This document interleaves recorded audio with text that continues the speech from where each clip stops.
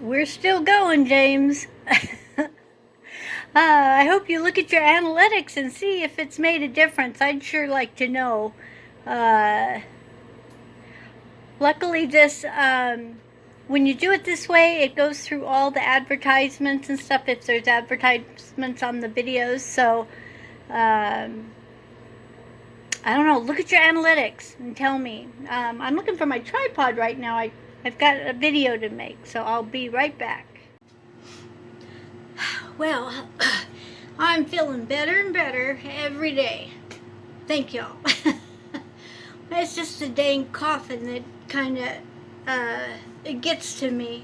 And I appreciate all your suggestions. I am limited on what I can take, like the regular cough drops that are in the stores have got a lot of sugar in them, and being type 2, I really can't take those. I would love to do honey, but I can't do that either. So I've just kind of made do with what I've had. A lot of lemon water. Well, I make it lemonade. So I squeeze whole lemons in my, I'll show you.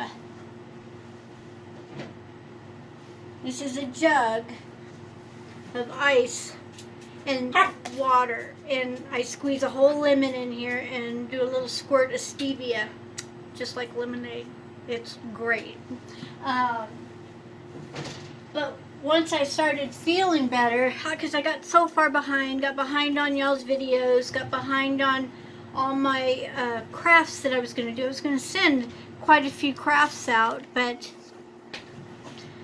Lord y'all, I couldn't even take 2 steps without coughing to death. All I could do really was take Miss Ginger out to go potty. But I'm gonna kind of show you once I start feeling better, because I have projects also that people pay me to do, and I got to get done. So here's some of them. These are almost done, and I don't know if you can see. These are almost done, and I've been cooking, but I've been cooking goodies, so I've already almost eaten. This is a cookie. These are delicious. These are my peppermint cookies that I make. And then I made this is a really good sweet treat. It's diabetic friendly. It's really good, made with monk fruit and pecans. It's a really, really good dessert. So, and then I've had my let me see, I can't just turned around. I've had my Cricut machine going like crazy, so I have been a little bit busy trying to catch up. But this video I wanted to talk about my type 2. You know, I posted a few recipes before I did this, mostly to show people that you don't have to struggle with what to eat if you are type 2 diabetic, pre-diabetic, even type 1 diabetic. And so I did show some recipes that I use. I have a whole bunch, y'all, and I've only shown you a couple. But I just wanted to talk about why and how I ended up with type 2. My descent is, as far as I know, is Spanish and French. I'm sure I got a whole gobbledygosh in between, but for the most part, it's supposed to be Spanish and French. Well, Spanish, the Hispanic community is really, they get riddled with diabetes. So I had that going against me. I don't know too much about the French, if they do or not. You'd think so with all the carbs and wine, oof, gosh, that they do. But anyway, I was always a skinny mini, an olive oil. That was my nickname, you know, because I was a beanpole straight up and down. I never weighed 100 pounds till I was 25 years old. And I'm 5'6", so I'm not short and I'm not tall, but I was very, very thin, skinny, you know. My metabolism was through the roof. You know, I had tons of energy, go, go, go, go. And work-wise, I was in construction because that was a real physical, I needed that. Just being, I have worked for a doctor. That was too hard on me. I couldn't handle being, my heart hurt for all these sick people that would come in, little kids, and it seemed like every time somebody came in with something, a cold or virus or something, I'd get it too. So I didn't do that anymore. I lasted about a year doing that. So throughout my whole growing up, I've always been very thin. Could eat anything, and I did. Trust me. I would buy 2 cakes, one for whoever and one for me. so fast forward, when I got married and started working on starting a family, and I got pregnant, well, you know, I mean, I didn't change my eating habits. I lived in the country. I was a homesteader, so I grew everything. I wasn't the best gardener, but I grew all the stuff that I liked to eat. Always raised meat, so we always had chickens, and I raised steers and pigs. What else? I didn't do rabbits. I don't know. I just can't. I'm not a rabbit or lamb eater. So, but it was mostly pork, beef, and chicken that I would raise. And then, you know, we'd go fishing and we'd have fish in the freezer also. So I've always eaten really good. At least I thought so. I always made bread, homemade bread, and oh my gosh, pastas and everything. You know, I did all of that stuff. Canning. You know, when you live out in the country as far from town as I did, when you went to town, you bought in bulk, you dehydrated, you canned, you froze what you couldn't dehydrate or can. I had a huge freezer besides my refrigerator, so it always had to be full, especially in the wintertime. You know, when somebody would go hunting, they'd always bring me wild game. Oh, I loved it, whether it was, you know, deer or elk. I've had moose, I've had bear, I've had, let me see, what else? Oh, the pheasants. I've had probably just about everything. I haven't had wild boar. Somebody was going to give me some of that, but I had smelled that one time cooking. That just kind of turned me off, so I didn't have that.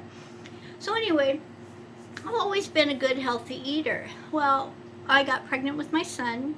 It was the happiest day of my life when I realized, you know, I was pregnant. I was older, you know, I was almost 32, I think, when I got pregnant. And life was great. I was barely, well, let me see, how old was I? I was 31, 32, something more like that. But I was barely 125 pounds when I got pregnant. And by the time my 5th month, I was pretty good sized, right? And I had what they call morning sickness. That's bull crap. I had that all day long. It wasn't just in the morning.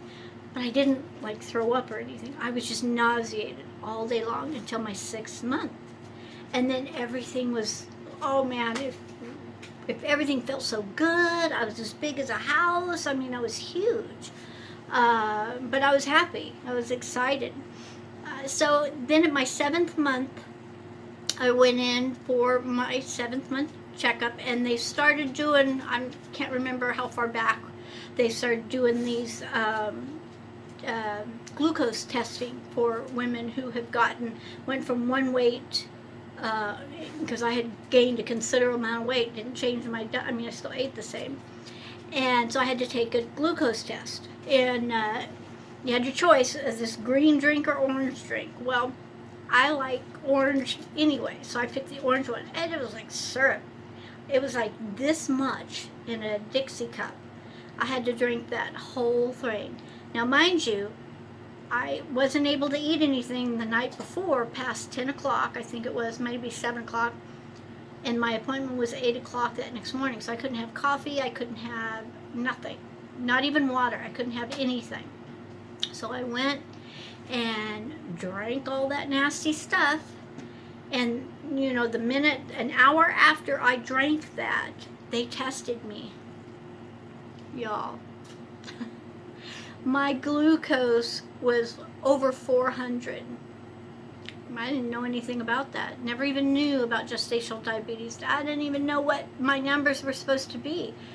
They freaking panicked. They panicked. They waited another 30 minutes instead of another hour, and it hadn't even gone down. Needless to say, I went straight to the hospital from there, and they started doing all the testing on me, and it took to get insulin for me, and it took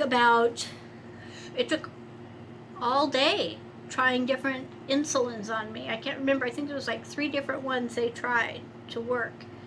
Here again, I know nothing about that. I'm just getting, I've got a thing in, and they're just, I'm not getting shots every time, but they're pumping me with this stuff. I think it was like every 3 hours or 4 hours or something. So anyway, long story short, I ended up with gestational diabetes. They finally got my insulin, the type I was supposed to take. So long ago, I can't remember what it was, but I had to give myself shots 3 times a day, y'all. And let me tell you, if it hadn't been for being pregnant, I wouldn't have, needles and I do not work. I'm not a drug taker. If it hadn't been for me being pregnant, I would not have been able to give myself shots. Oh my God, I barely got my ears pierced. You think I'm going to stab myself 2-3 times a day? And it was really hard, but I did it because I had a baby. And of course, my husband at the time, he wasn't going to do it. He had no interest in helping me in that area. So that's, the doctors had explained that this is something that they test for now, and it's kind of a widespread thing. Now, aside from that, here's why I think it's widespread. Americans have shifted their diets. Does my voice sound funny? I know, I'm sorry. Has shifted their diets so much that I think we've caused this in our systems. Okay, backwards. So the doctors told me that I would, once I had my baby, it would go away, but that later on in life, you know, and I'm thinking like 70, right? I'm thinking later in life when I'm 1 foot in the grave, it would probably come back as type 2. They didn't give me, back then they still weren't educated, I don't think. So they didn't give me an age raise. But when, at that age, at 30, old was 70, right? Now I'm almost 60 and old is 100. So I just kind of, that's the range I was going by. And when I was in the hospital having my baby, I was hooked up to insulin drips the whole way. There was a scare moment with my son when I was pregnant. It's probably why I'm so connected to him, and oh my gosh, you know, I'm sure most moms are anyway without that. But oh my gosh, it shut off. My whole phone shut off. But it gave me a minute to go take a bite of my pecan candy. Oh my God, it is so good, you guys. So anyway, I worked a lot. I think that helped keep it at bay. Went down to South Texas, Hollow Miles. I was still physical, but not as physical as North Dakota. In North Dakota, I was dragging 4-inch hoses with brass fittings that were 30 foot. I had 3 hoses on my truck. One was 30 foot, one was 15 foot, and one was 10 foot. And because in the wintertime, I might be so far away from the actual tank because of the snow, I'd have to drag hoses to hook up. So anyway, I was very physical in North Dakota. Went down to Texas, and it was easier. They had their load line box on the outside of the barrier wall. My hose was only 10 foot long. I just plopped it down and hooked it up. The only exercise really was climbing up and down the tanks to test my oil and get my samples and stuff. So, well, that was physical because I usually did 3 or 4 wells a day, and there was anywhere from 27 to 30 steps up, and I'd have to go up and then down and then back up, and then back down. And I did that 3 to 4 different wells a day. So I was still physical. But I was also eating them damn taco trucks and all the wonderful Mexican food. So anyway, I started gaining weight. Thought it was age. I'm getting older, y'all. I can't do that anymore. So I kind of tried to cut back, and I did cut back, but that didn't really make a difference. So fast forward again, I just kind of tried to maintain my weight because I hate clothes shopping. Oh, and it's even worse when you got to get a bigger size. So it wasn't until I tried to get out of oil back in it was 2015 September. I went to work in OTR from October 2015 to, it was 8 months, October, April, May, June.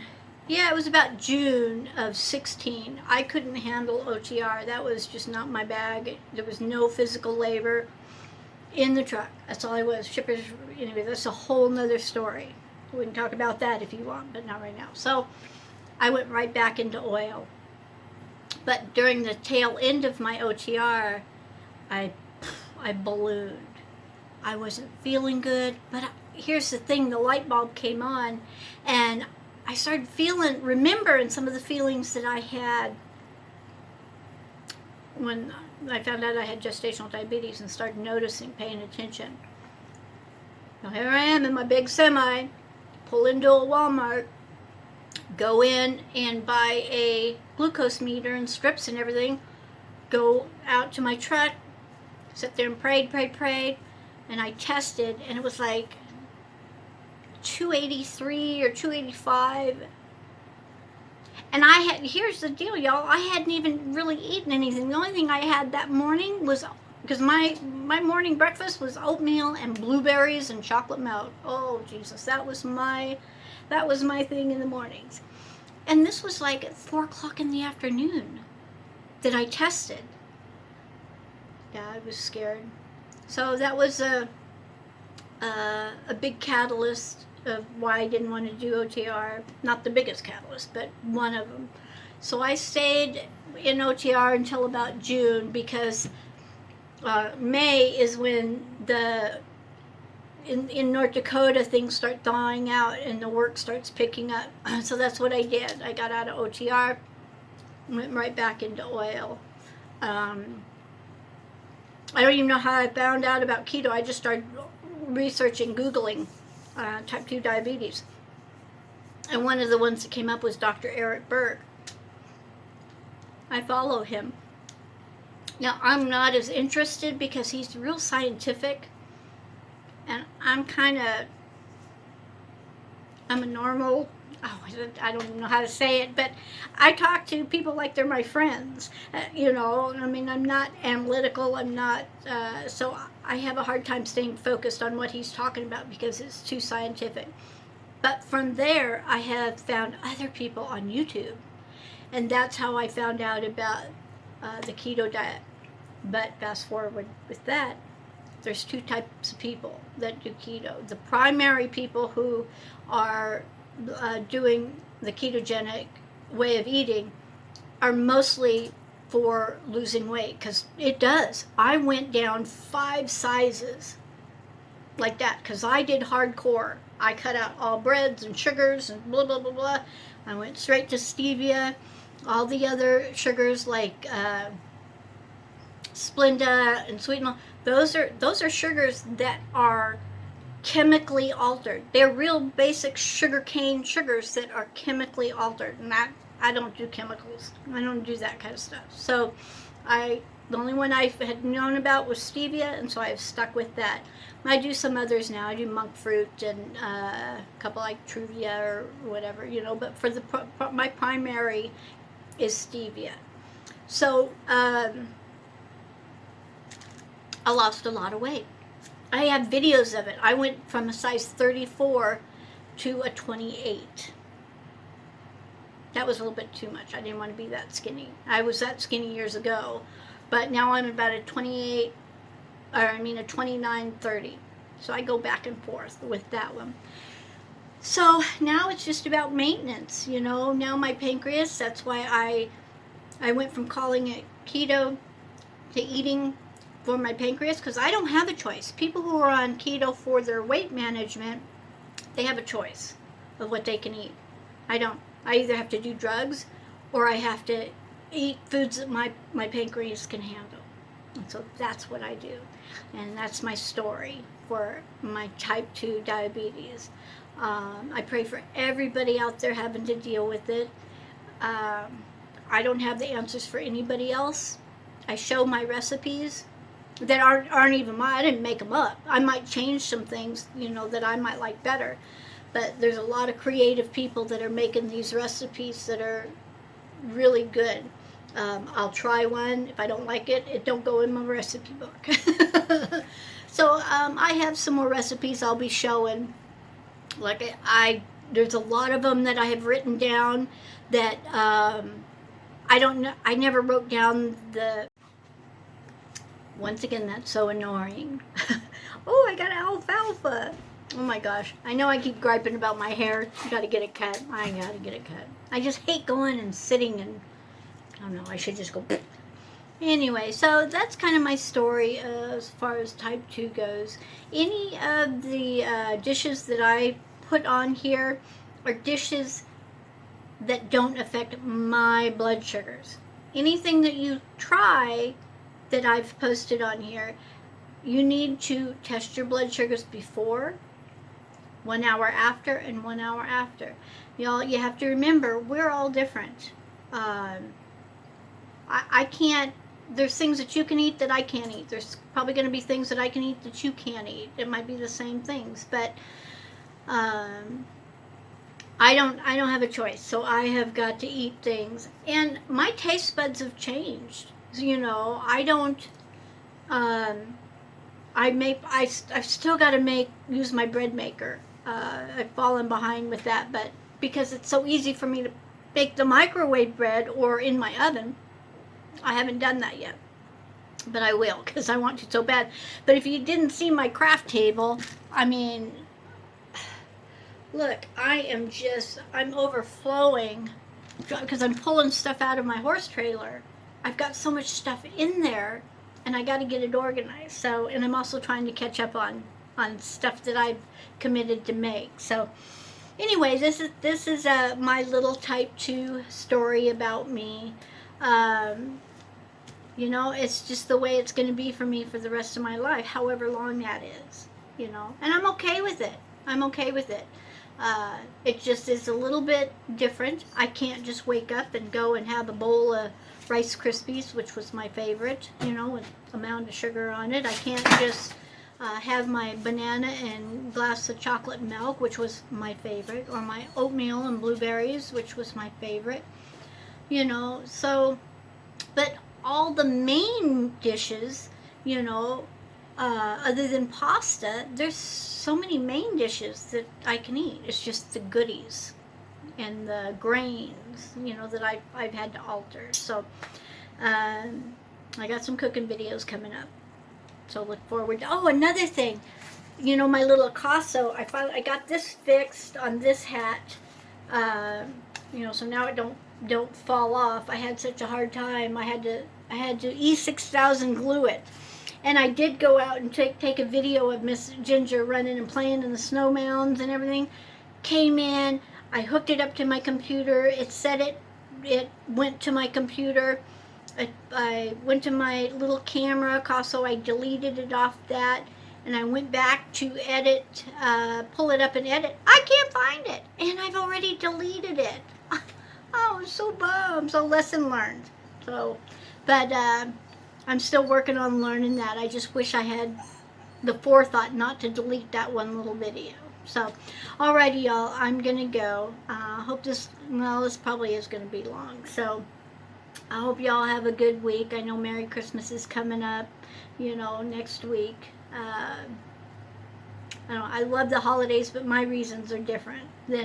I'm not commercial about it. Even when my son was little, we didn't do like real commercial. He had, because I buy him stuff all year long. So when I would get him gifts, whether it's his birthday or Christmas, it was memory stuff, you know. I mean, memory stuff, not just toys. He already had a ton of stuff. So, alrighty, y'all. I will yak at you later. Adios.